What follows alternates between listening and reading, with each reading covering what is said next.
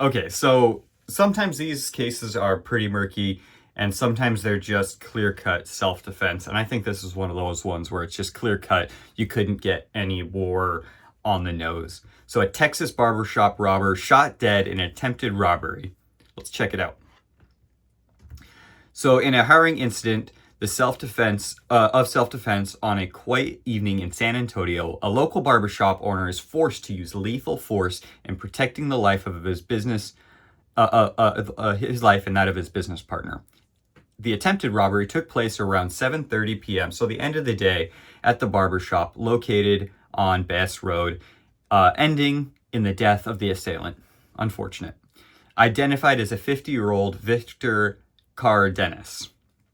Although reports say that Cardenas entered the barbershop wielding a firearm and began demanding, authorities report that Cardenas entered the barbershop wielding a firearm and began demanding wallets and purses from the patrons inside. The situation escalated when one of the business owners, 26-year-old man, did not immediately comply with the demands. And this is when he was brutally pistol whipped by Cardenas. The assailant then turned his attention to the other business owner, a 51-year-old woman, and attempted to escalate the situation further by producing zip ties, suggesting possibly graver outcomes. You never comply because there's always another step. In a pivotal moment of self-defense, the male business owner, the one who just got pistol whipped, retrieved his firearm and shot Cardenas multiple times in the chest. Baxter County Medical Examiner Office later declared the death a homicide stemming from gunshot wounds inflicted during the robbery attempt. And this is where Texas, the ammo land puts their little, what a shame. I know, like, I never want to see anybody lose their life, but if you're going to be coming in and beating people up, you kind of, at the end of the day, sometimes you get what you get. The injured business owner was transported to the hospital with life-threatening injuries, but he is stabilized. That is great. Local law enforcement stated that the business owner acted within his legal rights using lethal force, citing self-defense.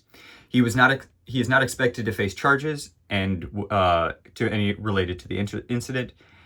In this event this is where they come in and say this event is another example of the critical importance of the right to self-defense and the ability of individuals to protect their lives and property. It also highlights the dire consequences that can arise when stupid criminals confront law-abiding citizens.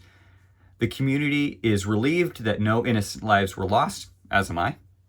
Stay heavily armed and very dangerous, I couldn't agree more, for your personal safety and the preparedness to face criminal activity. So this here is a classic mess around and find out kind of situation. This guy comes into a barbershop near the end of the day, pistol whips somebody, demands money, and also threatens to bind people up using zip ties. I mean, you can't get much more crazy than this. And I think this 26-year-old man did the right thing by pulling out his own firearm and taking care of business without letting it go any further.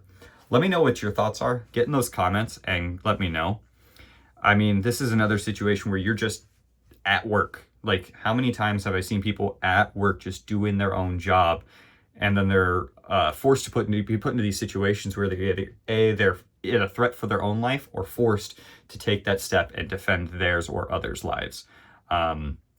This year, you're at your barbershop. You're there. That's where you're at every single day, except for your days off, essentially. And they're business owners, so, not many days off, I'm sure.